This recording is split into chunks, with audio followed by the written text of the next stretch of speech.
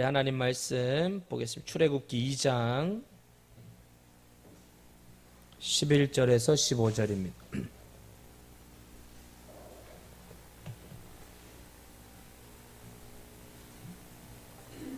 출애굽기 2장 11절에서 15절 교독하겠습니다. 모세가 장성한 후에 한 번은 자기 형제들에게 나가서 그들이 고되게 노동하는 것을 보더니 어떤 애굽 사람이 한 히브리 사람 곧 자기 형제를 치는 것을 본지라.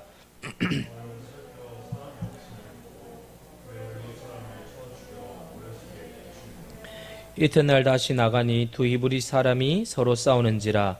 그 잘못한 사람에게 이르되 내가 어찌하여 동풀을 치느냐 하매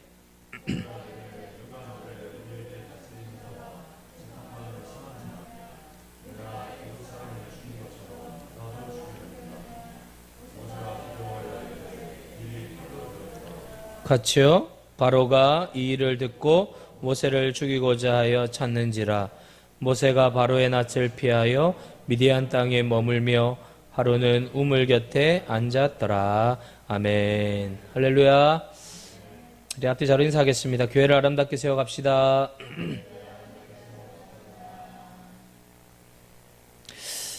이스라엘 사람에게 있어서 모세는 사상 최대의 인물이었습니다. 그것은 모세 당시나 지금이나 똑같습니다. 그는 노예였던 자기 백성들을 탈출시킨 훌륭한 지도자였고 하나님만을 믿었던 백전불굴의 신앙인이었습니다. 게다가 그들이 소중히 여기는 율법을 하나님으로부터 받은 사람이었습니다. 이 모세의 삶을 돌아보면 하나님께 우리가 어떻게 인도함을 받는지 알 수 있습니다.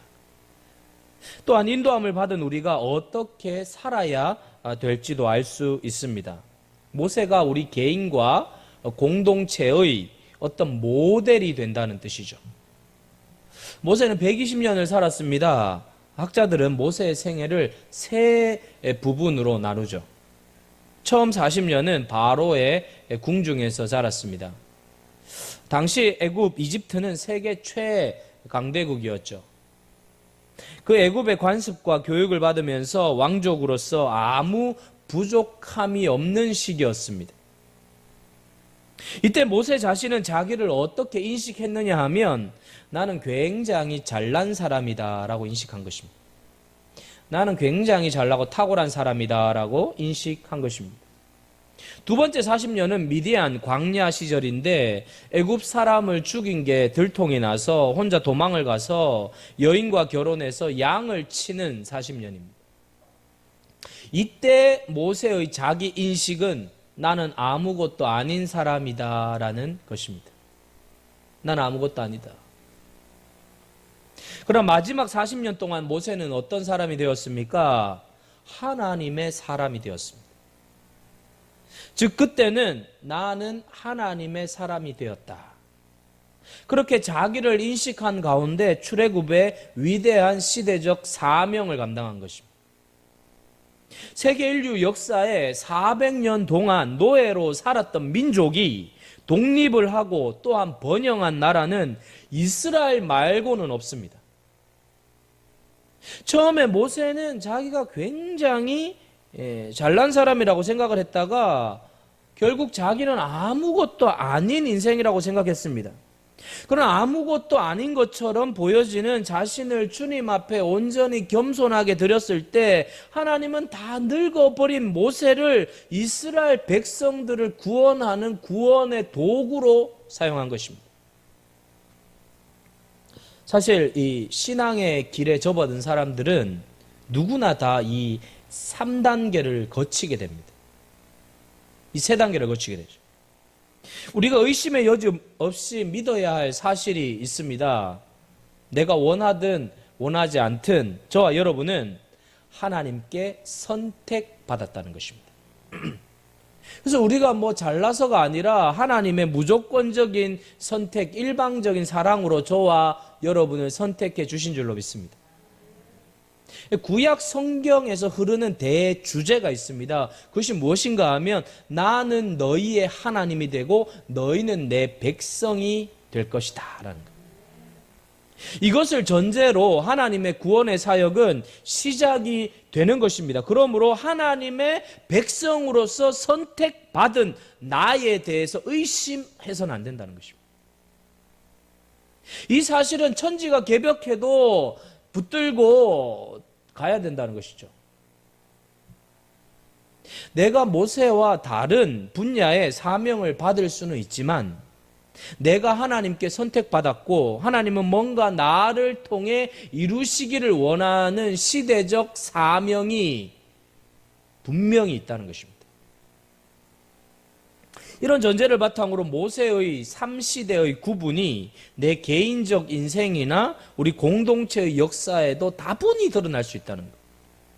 그렇다면 여러분, 모세의 3가지 분류된 인생을 통해 우리가 얻어야 될 역사적인 교훈은 무엇입니까? 첫 번째는 어느 개인, 어느 민족에게나 번영의 때는 있다는 거예요. 야곱의 가족이 살던 이스라엘 땅에 흉년이 들자 요셉의 권고로 그 가족 모두가 애굽으로 이민을 가게 되죠. 70명이 애굽에서 430년을 살면서 엄청나게 번성했습니다. 당시 고센 땅에 살던 이스라엘 인구가 얼마였냐 하면 장정만 60만, 여자와 아이들 다 빼버리고 장정만 60만이니까 1인당 가족을 한 4명으로 치면 250만이 되는 거예요. 250만. 70에서 250만 계산이 됩니까? 70명에서 250만. 여러분, 우리나라 이 조선 초기에 인구가 수백만을 넘지 못했다고 합니다. 그로부터 600년이 지난 지금 겨우 한 10배 늘었어요. 10배. 근데 이스라엘은 400년 동안 3만 배가 늘었어요. 3만 배. 3만 배가 늘었어요. 3만 배. 여러분, 출애굽기 1장 7절에 보면 이렇게 되어 있죠. 번성했다라고 되어 있어요. 근데 이 번성했다는 말은 원래 곤충이나 동물에게 썼던 단어예요. 이게 무슨 단어인가 하면 샤라츠라는 단어인데, 개구리가 알을 까서 번성할 때 썼던 단어가 샤라츠예요. 그러니까 여러분, 개구리 알 보셨어요? 봤다고 얘기해 주세요. 개구리 알 연못에 쫙 깔려 있잖아요. 개구리 알. 와, 장로님 안 보셨어요? 봤다고 얘기해 주세요. 봤다고. 저는요, 개구리 깔려 있잖아요. 깔려 있고 구석에 올챙이들이 막 이렇게 있는 걸 봤어요. 막 정말 지금도 징그럽네요. 지금도 징그럽네요. 그때 올챙이들이 막 부글부글한데, 여러분, 이 개구리가 알 깐 게 샤라츠거든요. 그런데 이스라엘이 번성한 걸 샤라츠 했다는 거예요. 그러니까 그냥 아이를 그냥 개구리 알 낳듯이 샤라츠 했다. 얼마나 하나님이 역사하는지. 개구리 알 낳듯이 막 팍팍 놓으니까 그냥 3만 배가 늘어나는 3만 배. 샤라츠. 사랑하는 여러분, 어떤 사람이 이렇게 이야기했어요. 인구 번성을 통하여서 그게 번영이라고 할 수 있느냐? 인구가 많아졌다고 번영이라고 할 수 있느냐? 지금의 시대적 사고방식으로 이야기하면 안 돼요. 고대 사회의 힘은 제조 기술이나 고난도의 어떤 기술이 아니었습니다. 산업이 발달하지 못했어요. 그래서 한 나라의 힘은 인구수예요. 한 나라의 파워는 인구수예요. 그러니까 인구수는 국력입니다. 하나님은 이스라엘 백성에게 애굽 땅에서 그렇게 번성하도록 만드셨어요. 모세 역시 40년 동안 번성을 누렸습니다. 애굽의 공주의 아들로 살면서 애굽의 좋은 것들을 다 누렸죠.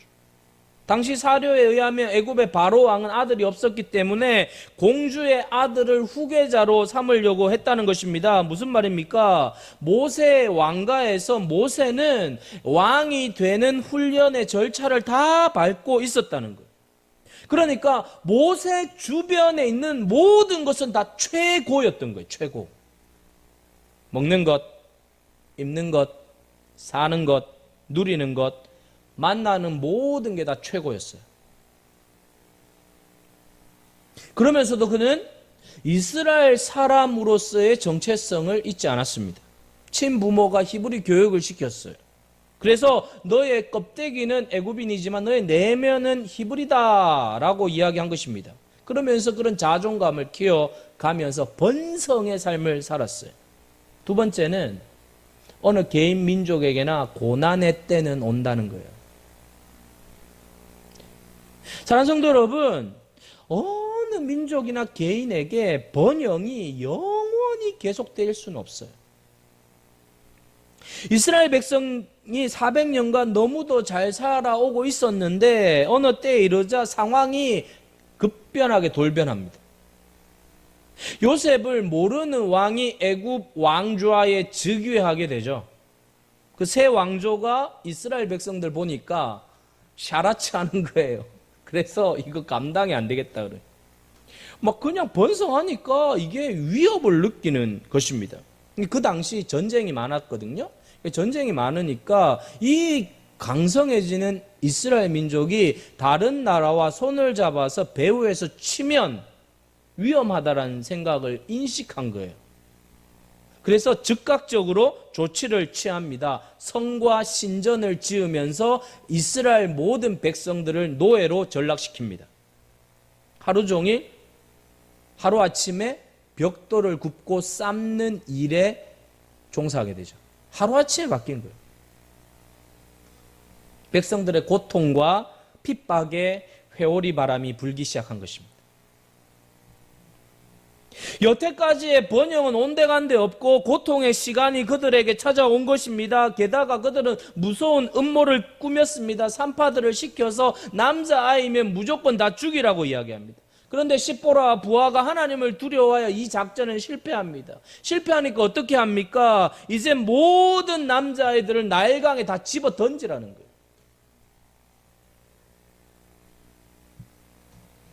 여러분, 강아지나 고양이도 물에 집어 던지면요, 이 양심에 어떤 이렇게 가책이 생겨요. 근데 사람을, 아이를 던진다고 생각해 보세요. 아이를 강물에 집어 던진다고 생각해 보세요. 그러니까 완전히 그냥 이 당신은요, 이 내면이요, 그냥 죄책감 자체가 없어지는 거예요. 그냥 막. 그렇게. 여러분, 죄나 다른 사람의 아픔을 보면서 내가 전혀 느끼지 않고 있다 그러면 여러분 굉장히 위험해진 거예요. 아파야 돼요. 긍휼한 마음을 가지셔야 합니다. 그걸 포기하지 마시기를 바랍니다. 그걸 잃어버리면 성도는 끝나는 거예요. 교회는 끝나는 거예요. 시대를 보면서 아파하지도 않고 고통스러워하지도 않고 그냥 나만 잘 먹고 잘 살면 돼 이러면 끝난 거예요. 이 시대가 이런 거예요. 사랑하는 성도 여러분, 우리에게도 고통이 찾아온다는 것입니다. 어느 날부턴가 다가온 고통이 걷잡을 수 없을 때가 있다는 거예요. 왜 하나님 우리의 고통을 허락하실까요? 이유는 간단합니다. 고통은 하나님의 은혜라는 것입니다. 고통이 하나님의 은혜라는 말을 얼핏 들으면 이해가 잘 가지 않습니다. 이스라엘 백성들을 보십시오. 만약 여러분 이스라엘 백성들이 애굽 땅에서 계속 번영을 누렸다면 그들은 약속의 땅, 그들이 가야 할 가나안 땅을 새카맣게 잊어버렸을 거예요. 그러나 고통을 받으니까 그들이 무슨 생각을 합니까? 조상들이 대대로 유언을 했던 너희는 언젠가 젖과 꿀이 흐르는 본토 그 가나안으로 돌아가야 한다라는 유언이 떠오르는 거예요. 떠오르는 거예요. 여러분 자녀들에게 여러분들이 굉장히 무게 있는 말을 한다든지 유언을 하잖아요. 그러면요, 어떤 사건이 생길 때 그게 떠올라요. 그러니까 이들이 고통을 당하니까 조상들이 말했던 유언들이 떠오르는 것입니다. 하나님이 시온의 땅에서 다시 회복할 하나님의 약속들이 이제 새록새록 돋아나기 시작합니다. 여러분, 우리도 마찬가지입니다. 고통이 없고 번영의 세월만 있다면 여러분, 우리가 신앙을 잘 지킬 수 있을까요? 천국에 대한 간절함은 없을 것입니다. 지금이 너무 좋은데 어딜 갑니까? 어딜 가요? 근데 고통을 당하면 어떻게 됩니까? 하나님을 찾게 됩니다. 하나님을 찾게 돼요. 그래서 고통은 하나님 나라를 열망하게 하는 하나님의 은혜입니다. 그래서 고통은 은혜라는 것입니다. 사랑하는 성도 여러분, 모세가 바로의 궁중을 떠나 미디안 광야로 쫓겨나게 되죠. 지금도 제가 잊지 못하는 장면이 10개라는 영화를 이렇게 보았는데, 찰스 헤스톤이 나오는 모세가 이 광야에서 양들을 풀어놓고 멍청하게 초점도 없이 앉아 있어요. 영화의 초입에는 신전을 짓는데 아주 위풍당당한 모세가 진두지휘하는 모습을 보여줘요. 근데 조금 지나니까 이제 힘도 없고 야심을 다 잃어버린 한 노인으로 그냥 초점 없이 앉아 있는 거죠. 그야말로 아무것도 아닌 노인. 그냥 모든 것이 무너진 노인. 그냥 그 모습으로 앉아 있는 거예요. 그럼 모세의 가장 큰 고통은 무엇이었겠습니까? 이제 자기의 힘으로 할 수 있는 게 아무것도 없다는 거예요. 아무것도 없어. 사는 것도 처가살이 하면서 겨우 연명하고 있어.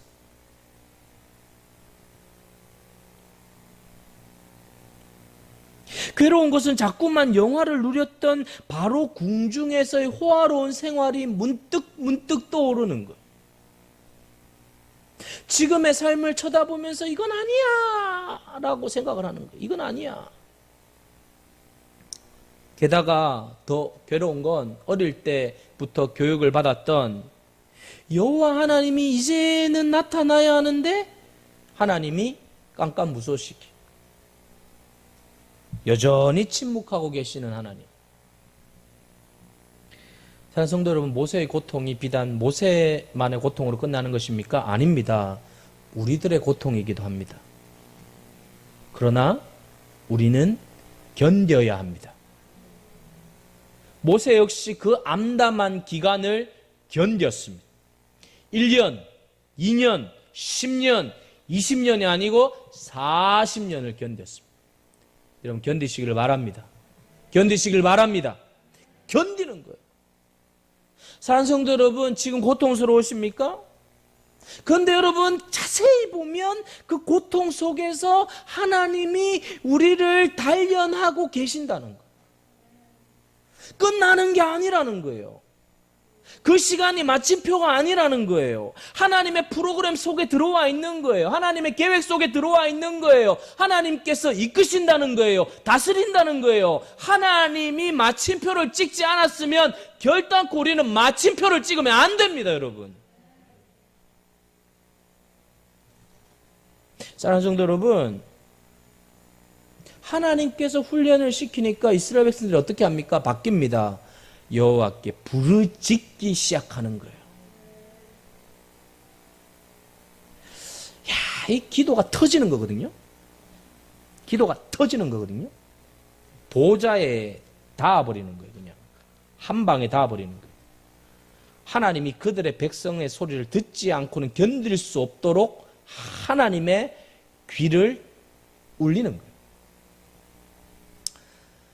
여러분, 저도 마찬가지고요. 여러분 마찬가지예요. 웬만하면 기도가 뻗어나가지 않아요. 이 기도가 뻗어나가야 돼요. 이 부르짖기 시작하는 거죠. 그러면서 하나님과의 교제의 끈이 연결되는 거예요. 여러분, 고통은 우리를 겸손하게 만듭니다. 모난 곳을 깎아버립니다. 그리고 남을 이해할 수 있도록 만듭니다. 이해가 돼요, 이제. 그래서 고통 하나님의 훈련이죠. 우리를 트레이닝 시키는 거예요. 훈련시키는 거예요.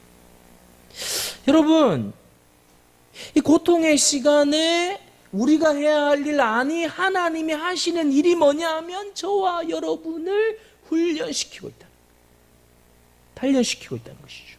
기도 훈련시키고요. 인내 훈련시키고요. 인격 훈련을 시키고요. 말씀의 훈련을 시키고요. 겸손의 훈련을 시킵니다. 왜요? 그래야 쓰임받을 수 있으니까.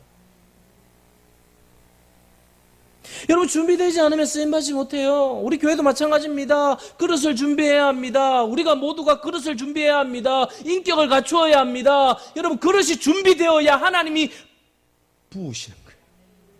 부으시는. 안 부어요. 안 부어요. 더러우면 안 부어요. 그냥. 근데 준비되면 막 부어요. 그러니까 우리가 교회가 준비된 교회가 되길 소망합니다. 여러분, 우리 그릇이 준비돼야 돼, 그릇이. 세 번째는 여러분,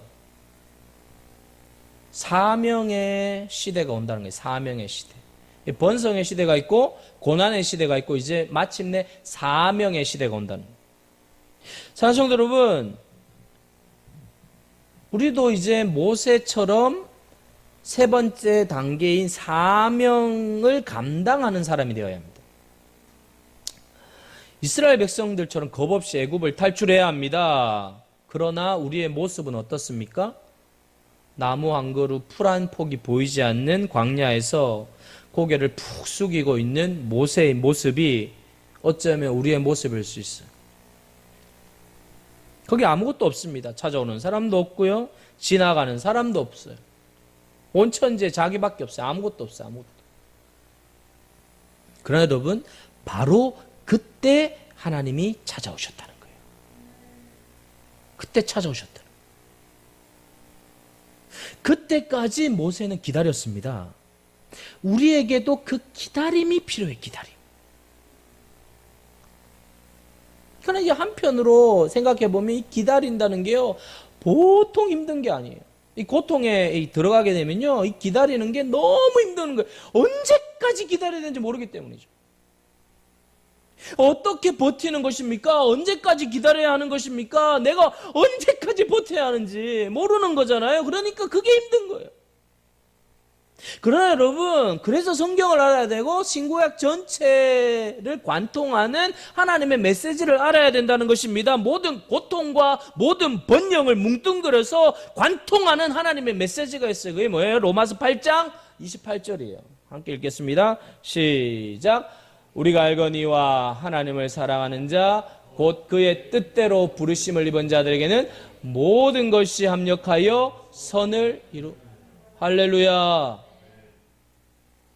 우리에게 일어나는 모든 마지막의 결론은 뭐냐면 선이라는 거예요.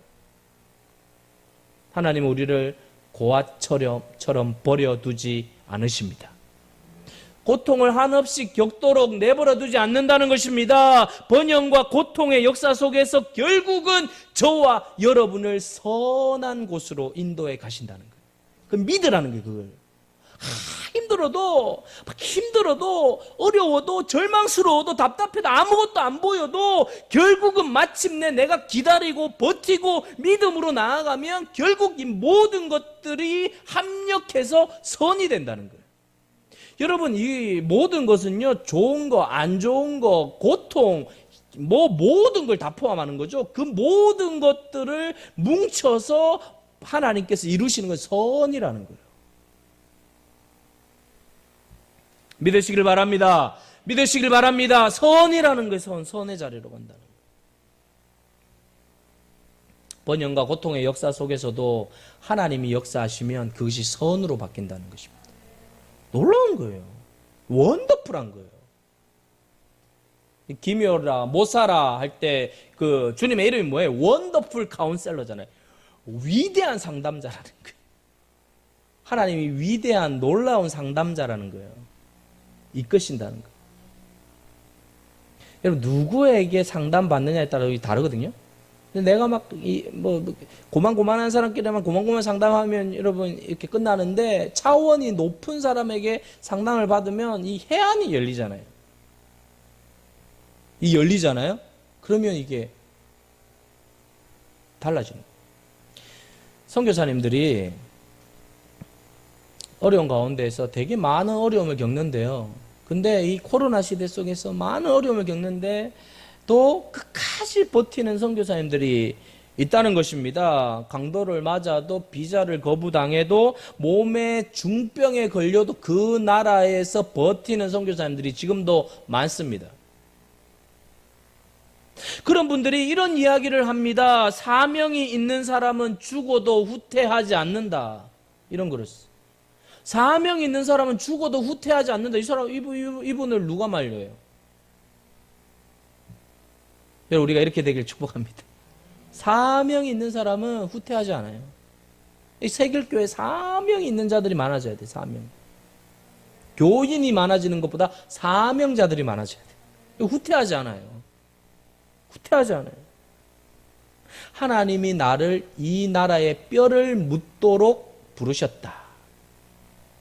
이 양화진에 이렇게 가면요, 기가 막혀요.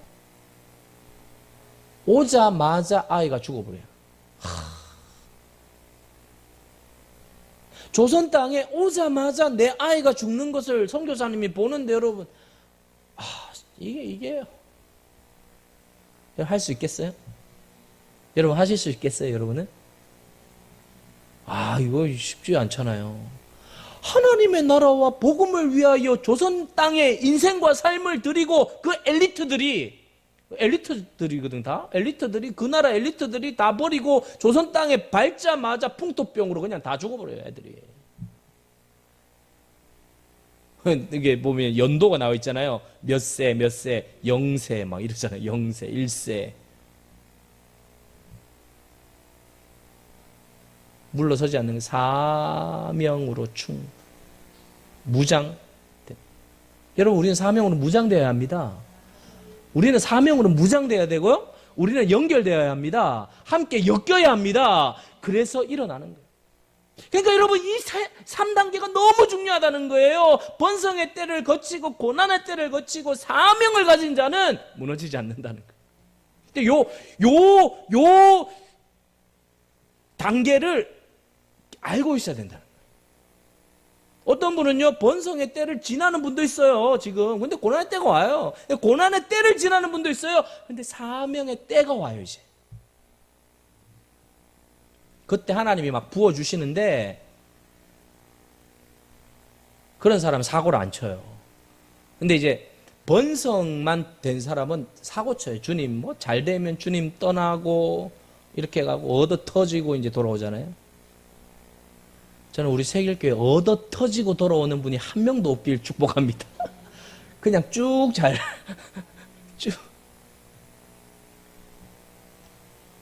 사명이 중요합니다. 산성도 여러분, 그 사명을 발견하게 되시길 축복합니다. 저와 여러분의 사명이 있어요. 그 사명을 가지고 우리가 나가야 됩니다. 동력하는 거죠. 신바람 나게 나가는 거예요. 여러분, 지금 모든 사람들이 역사의 종말이 다가왔다라고 인식하면서 나아가고 있습니다. 성경에 역사의 종말의 때에 나타나는 표징이 뭐냐 하면 물이 바다를 덮음같이 여호와를 아는 지식이 온 세상에 가득하게 될 것이라는 예언을 하고 있습니다. 하박국 2장 14절 한번 읽어보겠습니다. 하박국 2장 14절 시작. 이는 물이 바다를 덮음같이 여호와의 영광을 인정하는 것이 세상에 가득함이라. 물이 바다를 덮음같이 여호와의 영광을 인정하는 것이 세상에 가득하다는 거예요. 하나님의 영광이 세상을 덮어버린다는 거예요. 이사야 11장 9절도 이렇게 이야기하고 있습니다. 시작. 내 거룩한 삶 모든 곳에서 해됨도 없고 상함도 없을 것이니 이는 물이 바다를 덮음같이 여호와를 아는 지식이 세상에 충만하다. 말세의 마지막 때 여호와를 아는 지식이 세상에 충만해질 거라는, 하나님을 제대로 알아야 된다는 것입니다. 하나님을 제대로 봐야 된다는 것입니다. 하나님을 제대로 목도해야 된다는 거예요. 그냥 다는 게 아니라 여호와를 아는 지식이 이 땅에 편만해져. 근데 여러분 도구가 필요해요. 하나님은 홀로 일하지 않아요. 도구를 통해 일해요. 여호와를 아는 지식이 우리 세길교회를 통하여 이 안양 땅을 덮게 되기를 축복합니다. 이 여호와를 아는 지식이 하나님을 아는 통찰력이 생기면 이 시대의 영적 부흥의 역사가 일어나면서 사람들 심령 속에 하나님에 대한 갈급함이 생기면서 여호와의 능력이 그들 속에 파고드는 거예요. 그때 부흥의 역사가 일어나는 것이죠. 사랑하는 성도 여러분, 오늘 이 모세의 3단계 인생을 생각하면서 고난의 때가 온다는 거예요. 번성의 때가 있다는 거예요. 고난의 때, 고통의 때를 지나면서 결국은 온 세상에 여호와를 아는 지식이 가득하게 충만하게 채워지는 그날을 바라보며 준비하라는 것입니다.